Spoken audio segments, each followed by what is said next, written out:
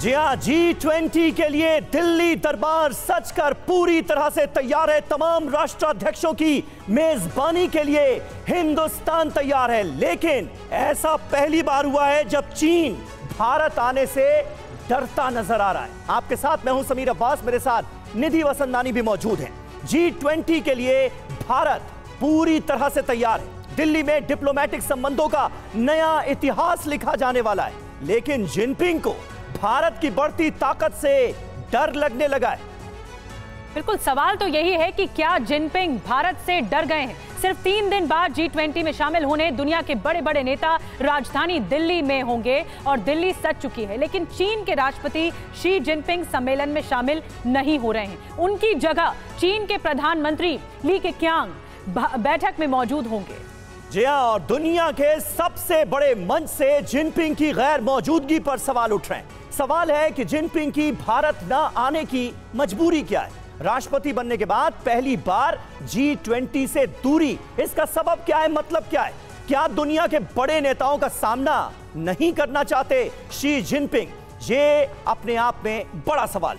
तो इन तमाम सवालों पर चर्चा हम करेंगे, आगे डिबेट को बढ़ाएंगे। लेकिन बड़ी खबर से शुरुआत करेंगे। G20 में जिनपिंग के न आने पर दुनिया हैरान हो गई है। अमेरिकी राष्ट्रपति जो बाइडेन ने हैरानी जताई है। G20 में शामिल नहीं होंगे चीनी राष्ट्रपति। चीन के प्रधानमंत्री ली केक्यांग होंगे शामिल और इसीलिए अमेरिका की तरफ से भी इस फैसले को लेकर, चीन के इस फैसले को लेकर हैरानी जताई गई है। तो देखिए, इस बात के कयास तो पहले से ही लगाए जा रहे थे कि शी जिनपिंग इस बार G20 मीटिंग में भारत नहीं आ सकते हैं। लेकिन कल इसकी आधिकारिक पुष्टि भी हो गई। अब सवाल यह कि क्यों नहीं आ रहे हैं शी जिनपिंग, कतरा क्यों रहे हैं G20 समिट में खुद पर्सनली मौजूद रहने से? इसकी कई वजहें हैं। पहली सबसे बड़ी वजह क्या है? दुनिया में भारत की बढ़ती साख से घबराया हुआ है चीन। और दूसरी वजह, तेजी से बढ़ती भारत की अर्थव्यवस्था से चीन को यकीन जानिए बहुत परेशानी। वजह 3, भारत के विकास को खुद के लिए खतरा मान रहे हैं शी जिनपिंग। चौथी वजह, अरुणाचल पर गलत नक्शे को लेकर फजीहत का भी डर है। क्या करें, कारस्तानियां ही ऐसी करता है चीन। पांचवी वजह, घुसपैठ पर भारत के सख्त रुख से भी शी जिनपिंग को बड़ी परेशानी और भारत ने बहुत मजबूती से अपना पक्ष रखा है। वजह नंबर 6, ब्रिक्स में मोदी के सामने बेइज्जती से भी शर्मिंदगी महसूस कर रहे हैं जिनपिंग। वजह नंबर 7, बाइडेन और मोदी से मुलाकात से बचने की कोशिश की जा रही है।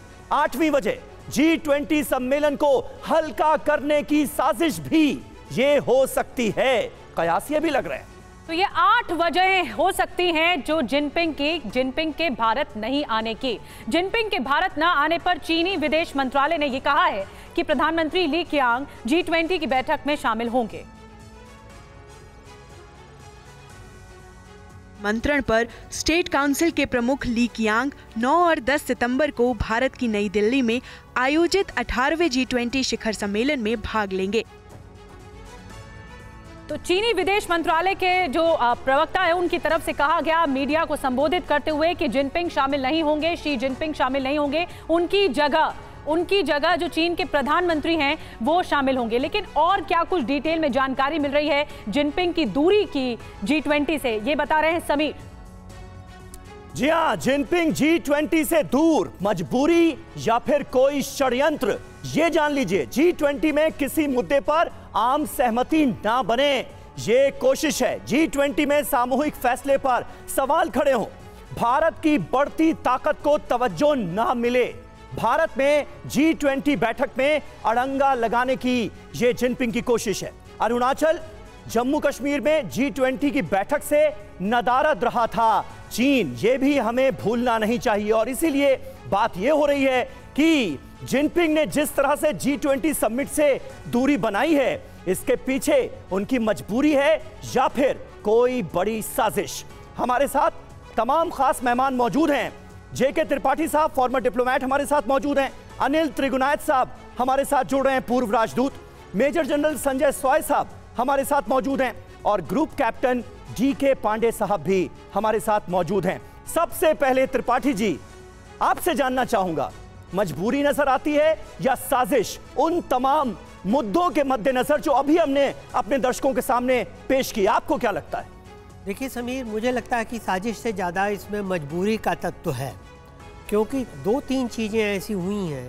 एक तो जब भारत ने अरुणाचल में एक G20 के ग्रुप की मीटिंग की थी तो उससे चीन बौखलाया था, तो उसके जवाब में उन्होंने ये जो अपना नया नक्शा जारी किया है, और उस पर उन्हें उतनी उम्मीद नहीं थी कि नए नक्शे पे इतना ज़्यादा विरोध होगा, क्योंकि वो विरोध सिर्फ भारत द्वारा ही नहीं हुआ बल्कि चीन के और पड़ोसी देशों द्वारा हुआ।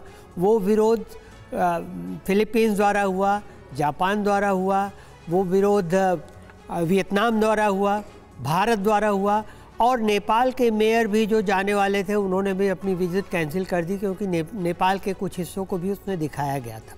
तो एक चीज़ ये है कि उसके चलते भले ही चीन ने लिपापोती करने की कोशिश की कि इसको ज़्यादा सीरियसली, उसको ज़्यादा बिटवीन द लाइंस नहीं देखा जाना चाहिए, लेकिन उसमें सफल नहीं हुआ।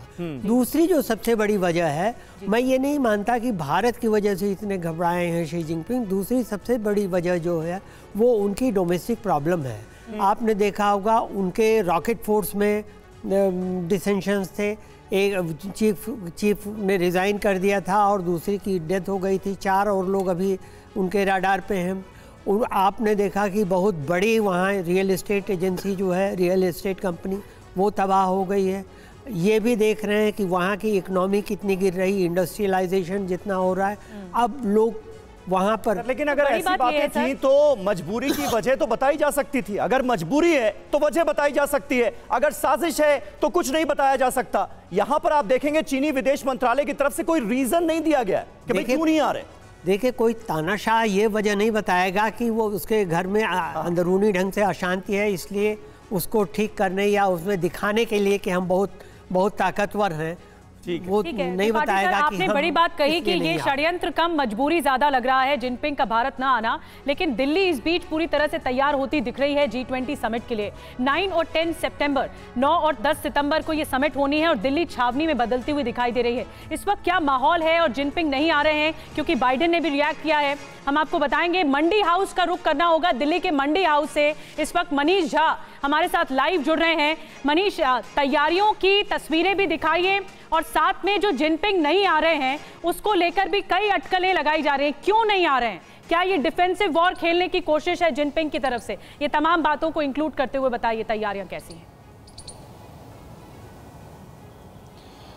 बिल्कुल, देखिए, मंडी हाउस से आगे बढ़कर मैं इस वक्त दिल्ली में जो ली मेरिडियन होटल और सांग्रीला होटल है वहां तक पहुंच गया हूं। मैं अपने कैमरामैन निशांत को कहूंगा कि जरा उन होटल की तरफ भी आप दिखाइए कि जहां पर कि G20 में शामिल जो डेलीगेट्स हैं या राष्ट्राध्यक्ष हैं उन सब का यहाँ पर रहना होगा। एक तरफ जहाँ जर्मनी और स्पेन के रहेंगे, वहीं दूसरी तरफ यहाँ पर यूके के प्राइम मिनिस्टर ठहरेंगे।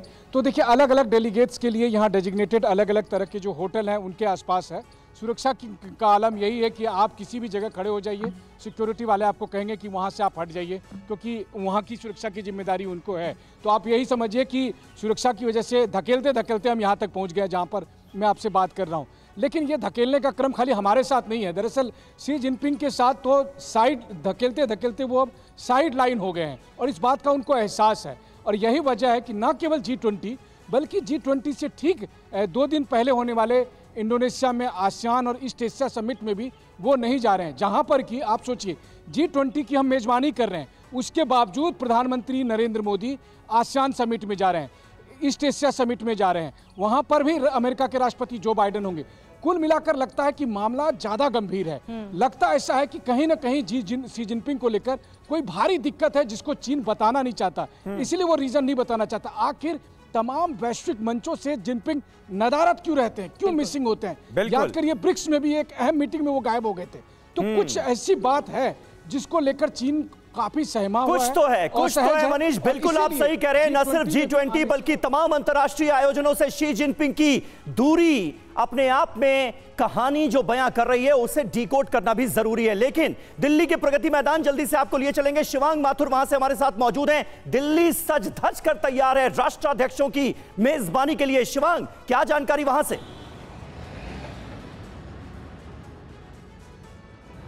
देखिए बिल्कुल बहुत कम दिन बचे हैं। आज 5 तारीख हो चुकी है और 9 और 10 को जमावड़ा लगना है तमाम राष्ट्रीय अध्यक्षों का और बड़े बड़े डेलीगेशंस दिल्ली के अंदर होंगे। देश की राजधानी को दुल्हन की तरह सजाया गया है। आप किसी भी इलाके में चले जाएं, वहाँ बेहद खूबसूरत आपको तमाम देशों के जो झंडे होते हैं वो लगे हुए दिख जाएंगे। G20 के जो बोर्ड्स हैं, जो होर्डिंग्स होते हैं, वो पूरी तरीके से दिल्ली के तमाम इलाकों में बांटे गए हैं।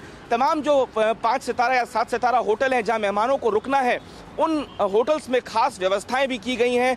वहाँ भी डिफरेंट तरह के डेकोरेशंस किए गए हैं। फ्लावर डेकोरेशन किया गया है, लाइटिंग द्वारा डेकोरेशंस किए गए हैं। और एयरपोर्ट से जब आप निकलते हैं तो वहाँ फाउंटेन्स लगाए गए हैं। वहाँ की जो दीवारें हैं उन दीवारों पर रंगारोपण किया गया है। तो कुल मिला के मेहमानों के स्वागत के लिए और उनको भारत की एक जो संस्कृति है, जो कल्चर है, वो दिखाने के लिए, उससे अवगत कराने के लिए दिल्ली को बेहद खूबसूरत तरीके से सजाया गया है। आपको बता दें कि जहां पे ये पूरा कार्यक्रम होना है प्रगति मैदान के अंदर, वहां भी पूरी तैयारियां हो चुकी हैं। जो MEA है, अंदर के जो वीडियोस हैं वो रिलीज कर चुका है। और शिवांग, आप उस जगह पर हैं जहां पर बड़ा आयोजन किया जाना है, वो भारत मंडपम पूरी तरह से सज गया है, जो कुछ दिन पहले जिसका अभी उद्घाटन हुआ था। और वही पूरे वहां पर जो तैयारियां हैं वो वर्ल्ड क्लास तैयारियां हैं G20 समिट के लिए। मैं हमारे साथ एक और खास मेहमान यहाँ पर स्टूडियो में है, मेजर जनरल संजय सोई साहब। लेकिन मैं हम जो जिस बात पर डिबेट कर रहे हैं कि क्यों जिनपिंग नहीं आ रहे, क्या वो वजह हो सकती है? क्या ये वजह है कि वो असहज महसूस करेंगे प्रधानमंत्री मोदी के सामने, क्योंकि उनकी लोकप्रियता दुनिया में इतनी ज्यादा है, और ये बचने की कोशिश हो सकती है कि हाल ही में उन्होंने जो गलती की थी नक्शे को लेकर, शायद उससे दूरी बनाई जाए, आमने सामने मुलाकात ना हो?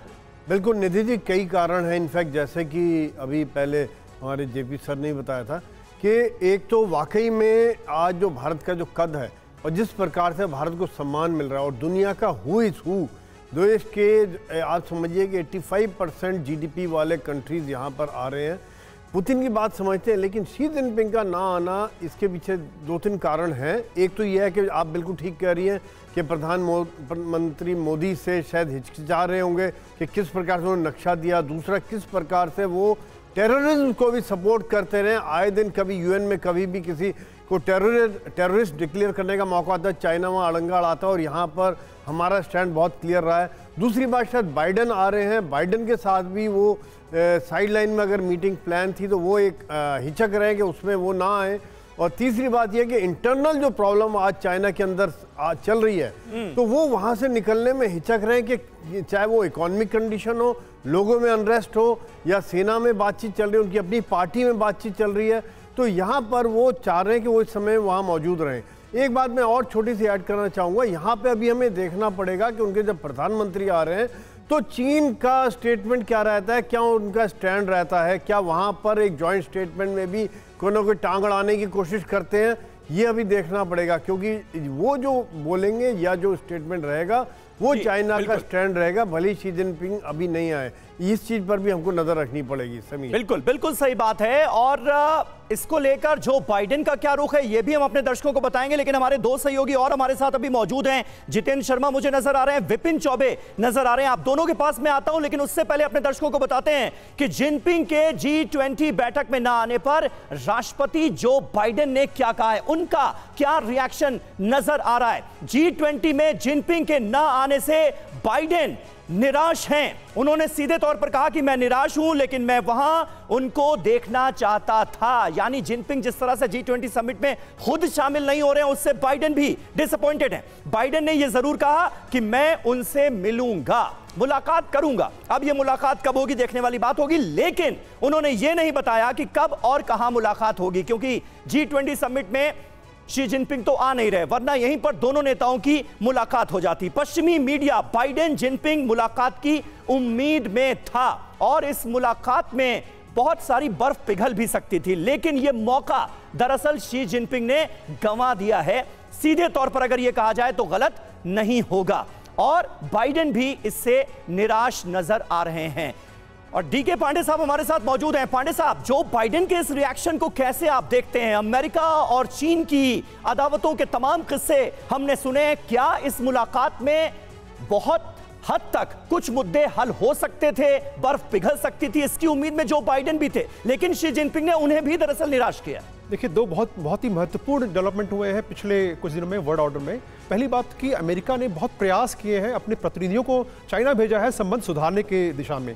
तो ये मुलाकात अगर होती, क्योंकि जब ऐसे समिट में आप मिलते हैं फेस टू फेस, कई बार आप इनफॉर्मल तरीके से भी बातों को कर लेते हैं और उनका जो गंभीरता है उसको थोड़ा कम करके और समस्या का हल निकालने का प्रयास करते हैं। वो एक सबसे निश्चित रूप से चूक जाएंगे। एक और महत्वपूर्ण बात जिसका मैं जिक्र करना चाहूंगा कि जापान में जो फुकुशिमा के जल विवाद के ऊपर चीन का रुख रहा है, वो भी उनको, जापान के जो प्रतिनिधि आए उनको सामना करने में निश्चित रूप से जिनपिंग को बहुत तकलीफ होगी। और साथ में जिस प्रकार से अभी जो मैप्स में हमने सैटेलाइट पिक्चर्स देखी हैं कि उनका एक्साइड चीन के आसपास के लद्दाख के क्षेत्र में जो वो बंकर्स बना रहे हैं और नए इंफ्रास्ट्रक्चर डेवलपमेंट कर रहे हैं, साथ में जो मैप उन्होंने रिवाइज किया है, renaming of places and various places, ये सब जो हरकतें बताती हैं कि उनके इरादे कुछ नेक नहीं है। और इन सब बातों का सामना करने के निश्चित रूप से जो वर्ल्ड मीडिया है इकट्ठा होता है वो सवाल मुझसे जरूर पूछते, आप ऐसा क्यों कर रहे हैं? बड़ी बात आपने पांडे सर कही, इरादे नेक नहीं है, इरादे नेक नहीं है, इसलिए तो नहीं कहीं जिनपिंग आना नहीं चाह रहे हो। और इसीलिए मैं विपिन चौबे के पास चलूं, लेकिन एक खास मेहमान हमारे साथ लगातार है, वो काफी देर से हाथ उठा रहे हैं, अनिल त्रिगनाथ जी। अनिल जी, बाइडेन ने साफ कह दिया है कि वो बहुत निराश हैं, बहुत डिसअपॉइंटेड हैं, तो कहीं ऐसा तो नहीं कि बाइडेन को फेस नहीं करना चाह रहे हो जिनपिंग, इसलिए नहीं आ रहे भारत? देखिए, वो सब भी है, लेकिन बाकी जो आपके वक्ताओं ने ये सब बातें कही वो भी सब सच है। लेकिन आप ये देख लीजिए कि अब भारत और चीन के संबंध इस वक्त मेरे ख्याल से लोएस्ट लेवल पे है। तो अब अगर आप किसी देश में ऐसी जगह जाएंगे हाईएस्ट लेवल पे जहां आपके रिश्ते ही बिल्कुल ठीक नहीं है और वो आपका होस्ट है, तो मैं समझता हूँ एक सबसे बड़ा कारण यह है।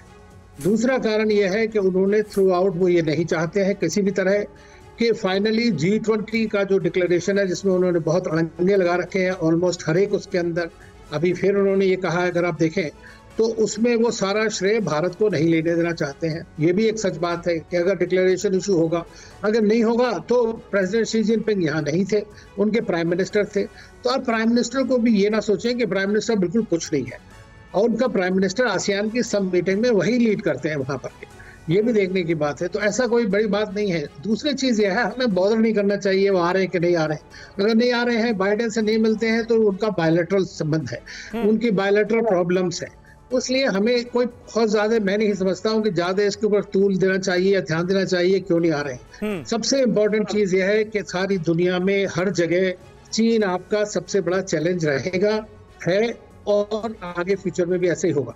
तो इसलिए हमें चीन के ऊपर इतना ज्यादा ये नहीं सोचना चाहिए कि अगर वो आ जाते हैं तो कोई बड़ी बात हो जाती, कुछ नहीं होता। ठीक है, यानी त्रिगुणात साहब आप ये कह रहे हैं कि बहुत ज्यादा तवज्जो देने की जरूरत भी नहीं है इस बात को। विपिन चौबे के पास मैं अपने दर्शकों को लिए चलूंगा, दिल्ली से हमारे साथ मौजूद हैं। विपिन, जरा बताइए क्या तैयारियां की जा रही हैं? G20 समिट की भारत मेजबानी कर रहा है, और जहां तक मेरी जानकारी है दिल्ली का यही स्वरूप जो आज नजर आ रहा है ये आने वाले वक्त में बरकरार रहने वाला है, समिट के खत्म होने के बाद भी। तो ये भी अपने आप में गुड न्यूज है दिल्ली वालों के लिए। बिल्कुल समीर, क्योंकि मैं अभी दिल्ली के अंतर्राष्ट्रीय हवाई अड्डे से लेकर प्रगति मैदान के भारत मंडपम एक एक तैयारियों को बारीकी से हमने दिखाया है और ये रिपोर्ट कुछ घंटों में अपने दर्शकों तक पहुंचाएंगे। लेकिन इस बीच जो मैंने देखा वो देखकर सीना चौड़ा हो जाता है और ये फक्र होता है कि हम भारत के रहने वाले हैं। भारत दोनों हाथ खोलकर पूरी दुनिया के तमाम डेलीगेट्स, जिसमें अमेरिका के प्रेसिडेंट भी शामिल हैं, वो आ रहे हैं, उनका स्वागत करने के लिए बेकरार है। 50,000 से ज्यादा पुलिसकर्मी सड़क पर उतरेंगे। इसके अलावा स्नाइपर्स, सीआरपीएफ, सीआईएसएफ, ये जवान सुरक्षा करेंगे और साथ साथ दिल्ली की खूबसूरती बहुत ज्यादा निखर कर आ गई है। और जो कुछ भी किया गया है वो कुछ भी टेम्परेरी नहीं है, जो कुछ किया गया है वो परमानेंट किया गया। पूरी दिल्ली को बिल्कुल संवार दिया गया है। ग्रीनरी की बात करें, अगर आप ब्यूटिफिकेशन की बात करें, इसका फौहारों की बात करें, बड़ी बात आप जो कह रहे हैं कि बड़े दिल्ली का जो काया पलट हुआ है वो अस्थायी नहीं है, यानी स्थायी है। इसे आगे भी इस तरह की तैयारियां, इस तरह की जो फैसिलिटीज हैं वो दिल्ली में जारी रहेंगी। हमारे साथ जितेंद्र भी है। जितेंद्र, सुरक्षा के इंतजाम ऐसे किए जा रहे हैं कि परिंदा भी पर नहीं मार पाएगा। सुरक्षा के लिहाज से दिल्ली कितनी तैयार है? जी बिल्कुल, देखिए आप इसी बात से सुरक्षा का अंदाजा लगा सकते हैं कि तकरीबन 50,000 दिल्ली पुलिस के जवान हैं। इसके अलावा बीएसएफ, सीआईएसएफ, सीआरपीएफ और तमाम जितनी भी सुरक्षा एजेंसियां हैं सभी इस वक्त दिल्ली के अंदर मौजूद हैं। खास तौर पर जो लुटियन जोन है, यानी कि यह जहां इस वक्त मैं मौजूद हूं, ये इलाका आप देखिए, ना सिर्फ इसको सजा दिया गया है, हर देश का नेशनल फ्लैग यहाँ पर लगाया गया है, यानी कि जो देश इस जी समिट के अंदर हिस्सा ले रहे हैं। इसके अलावा चप्पे चप्पे पर सुरक्षा के पुख्ता इंतजाम किए गए हैं। तकरीबन पहले से जो सीसीटीवी कैमरे नई दिल्ली के अंदर लगे हुए थे, फिर के पूरी दिल्ली के अंदर लगे थे, उसके अलावा तकरीबन 10,000 सीसीटीवी कैमरे और सिर्फ नई दिल्ली के अंदर लगाए गए हैं, बाकी तो और छोड़ दीजिए। तो इस तरीके के जो भी पैरामीटर हैं सिक्योरिटी को लेकर, उन पर काम किया जा रहा है और लगभग सुरक्षा को लेकर तमाम जो बातें थी या फिर जो तैयारियां थी वो लगभग खत्म हो चुकी हैं, फाइनल स्टेज में आ चुकी हैं। जो भी G20 के वेन्यूज होंगे वहां पर NSG को तैनात किया गया, NSG के कमांडर वहां पर रहेंगे जिनकी जिम्मेदारी उस वेन्यू की सुरक्षा की होगी। इसके अलावा दिल्ली पुलिस के जो स्पेशल CPs हैं उनको हर होटल्स के ऊपर तैनात किया गया है, जो वहां की सुरक्षा का जिम्मा संभालेंगे। तकरीबन 4 लेयर होंगी हर होटल की या फिर हर वेन्यू की जहां पर G20 समिट होना है या फिर जहां पर डेलीगेशन ठहरेंगे। तो आप इसी से अंदाजा लगाएं कि आखिरकार किस तरीके की कड़ी सुरक्षा इस G20 समिट के दौरान की गई है। जी बिल्कुल जबरदस्त इंतजाम किए गए हैं, सुरक्षा व्यवस्था चाक चौबंद नजर आ रही है। ये हमारे संवाददाताओं की जुबानी आपने सुना। और देखिए, शी जिनपिंग नहीं आ रहे हैं, इसको लेकर विदेश मंत्री एस जयशंकर का बयान आ गया है। वो क्या कह रहे हैं? ये सवाल अहम नहीं कि कौन आ रहा है और कौन नहीं, उनका प्रतिनिधित्व कौन करेगा ये उनका फैसला होगा। मेहमान के बजाय प्रमुख मुद्दों पर फोकस किया जाए। विकास, दूसरी समस्याओं से निपटने पर हम मिलकर विचार करेंगे। ये इंपॉर्टेंट नहीं है कि कौन आ रहा है कौन नहीं, ये कहा है विदेश मंत्री एस जयशंकर।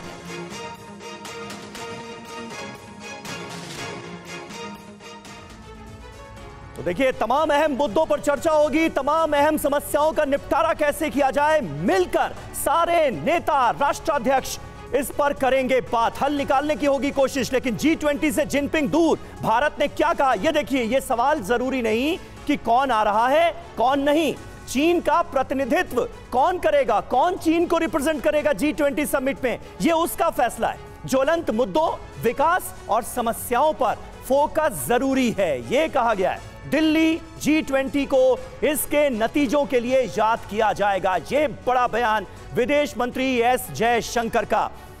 हमारे साथ एंबेसडर त्रिपाठी भी मौजूद हैं। त्रिपाठी जी, किस तरह से आप देखते हैं एस जयशंकर के इस बयान को? यानी G20 समिट में मेजबानी तो भारत कर ही रहा है, लेकिन इस बार कई बड़े मुद्दों का हल निकलने की भी उम्मीद है। आपके हिसाब से कौन कौन से होंगे वो मुद्दे?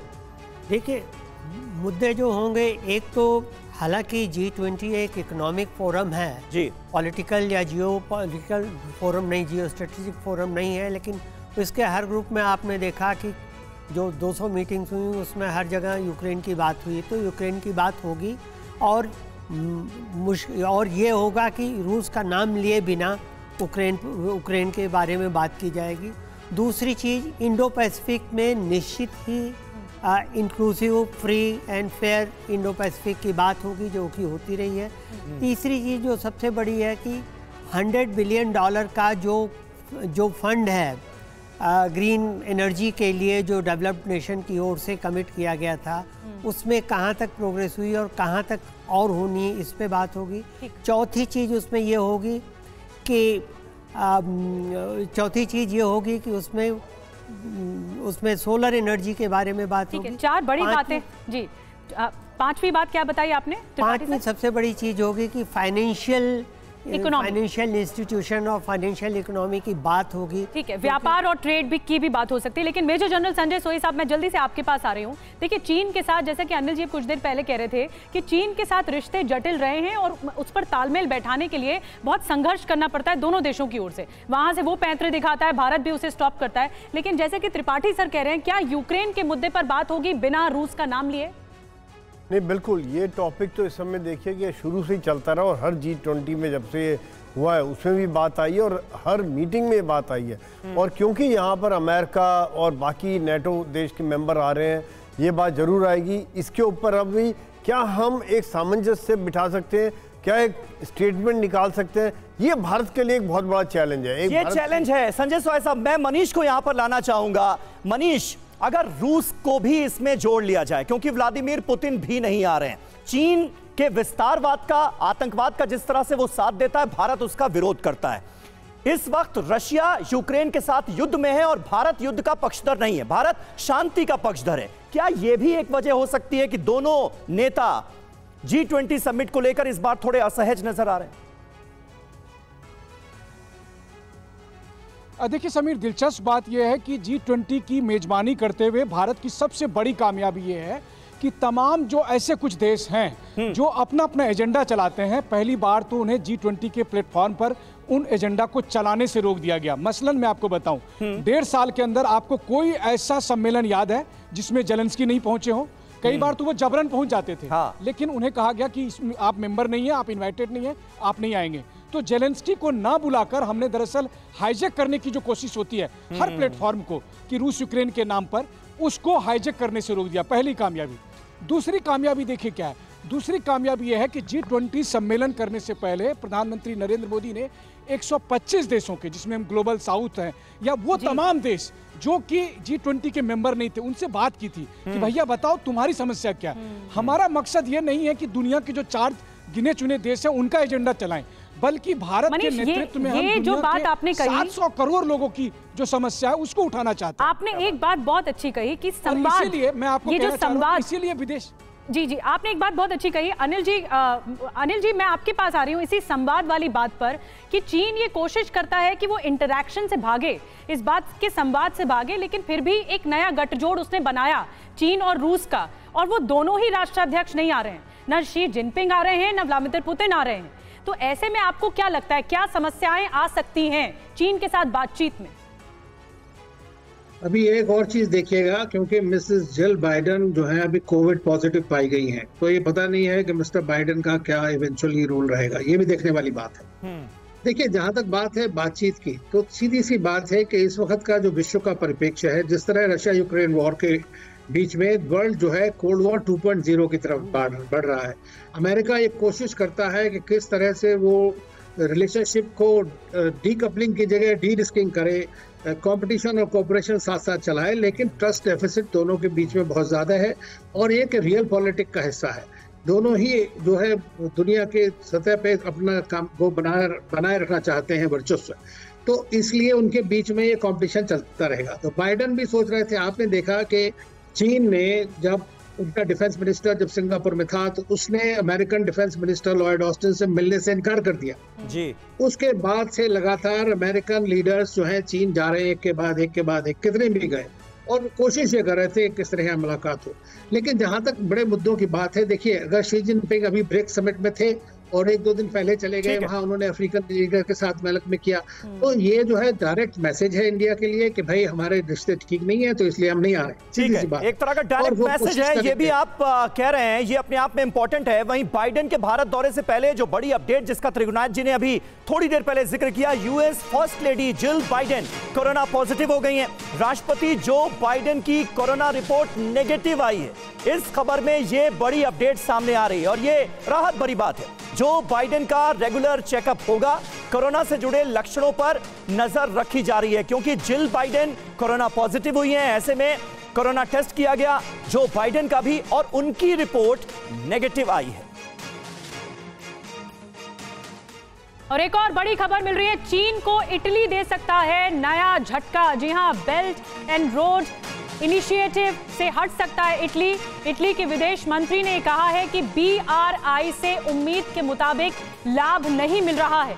चीन के लिए ये ड्रीम प्रोजेक्ट है BRI परियोजना, और अगर इटली ये झटका देता है तो चीन के लिए एक बहुत बड़ा सेटबैक होगा, क्योंकि ये ड्रीम प्रोजेक्ट रहा है चीन का।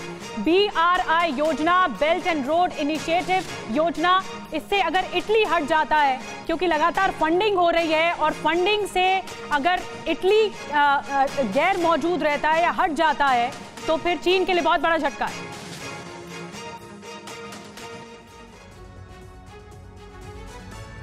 तो देखिए, ये अपने आप में एक बड़ी खबर है। अब आपको बताते हैं कि BRI के अलावा कैसे कई और मोर्चों पर चीन आज की तारीख में घिरा हुआ नजर आ रहा है।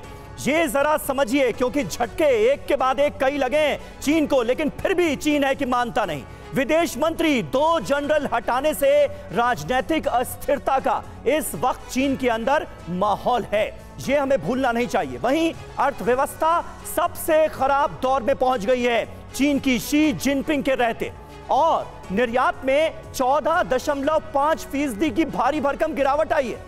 विदेशी निवेश में 9वें स्थान पर आज की तारीख में पहुंच चुका है चाइना। बेरोजगारी दर 21.3% के पार पहुंच गई है। ये अपने आप में बहुत महत्वपूर्ण है। डीके पांडे साहब, इतनी मुश्किलों से घिरा हुआ है चीन, उसके बावजूद भी हरकतें वही की वही। देखिए, बहुत ही मजबूरियां हैं उनकी कि क्या करें क्या ना करें।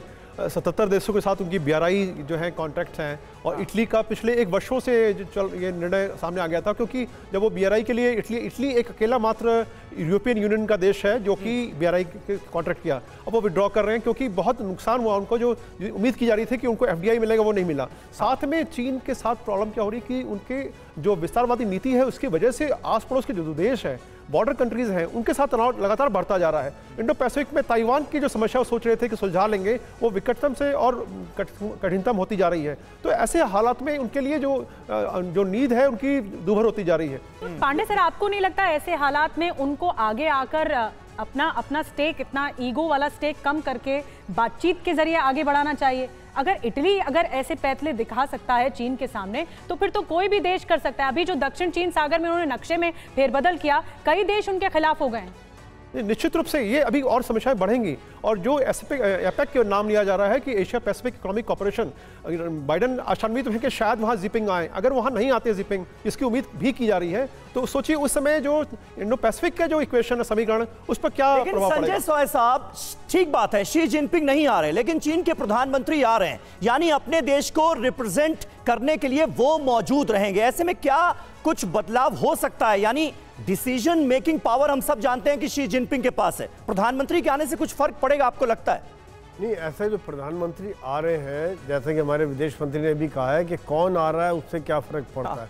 अल्टीमेटली जो बोलेंगे, जो उनका स्टैंड रहेगा, वो डायरेक्ट तो होगा शी जिनपिंग से ही। वो बातचीत वहीं से कंट्रोल होगी सारी। बिल्कुल। तो यहाँ पर हमें देखना पड़ेगा कि चाइना जब जॉइंट स्टेटमेंट में क्या स्टैंड रहता है, उनकी जो बाकी पॉलिसीज के ऊपर क्या स्टैंड रहता है, उनका विचार क्या रहते हैं, ये बात अभी देखने वाली बात है। ये चाइना किस नीति के आधार पर बातचीत को आगे बढ़ाता है, ये बहुत महत्वपूर्ण होगा। बेशक चाइना के प्रधानमंत्री आ रहे हों भारत G20 समिट के लिए, लेकिन देखना होगा कि उसका रुख क्या होता है और फिर कैसे दिशा तय होती है। बहुत बहुत धन्यवाद संजय सोई साहब, पांडे सर आपका भी, त्रिपाठी सर आपका भी, अनिल त्रिगनाथ जी हमारे साथ जुड़े थे, आपका भी बहुत बहुत शुक्रिया।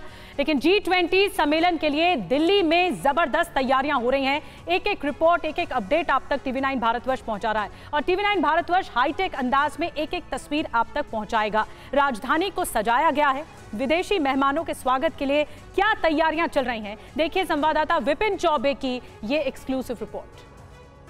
ये भारत के लिए पहला मौका है जब भारत G20 जैसे बड़े सम्मेलन की अध्यक्षता कर रहा है, लिहाजा बहुत सारी ऐसी जानकारी है जो दिल्ली वासियों को देना है और तैयारियों की तस्वीरें पूरी दुनिया तक पहुंचाना है। लिहाजा हम दिल्ली की सड़कों पर उतर चुके हैं, एयरपोर्ट से हम निकले हैं, और रास्तों में देखिए कैसी तस्वीरें हैं। साफ सफाई की अगर बात करें, सड़कों को पूरी तरह से चमकाया गया है। दोनों तरफ आपको लैंडस्केपिंग और ग्रीनरी देखिए कितनी सुंदर, इसकी सुंदरता को, सड़कों की सुंदरता को ये बढ़ाता है।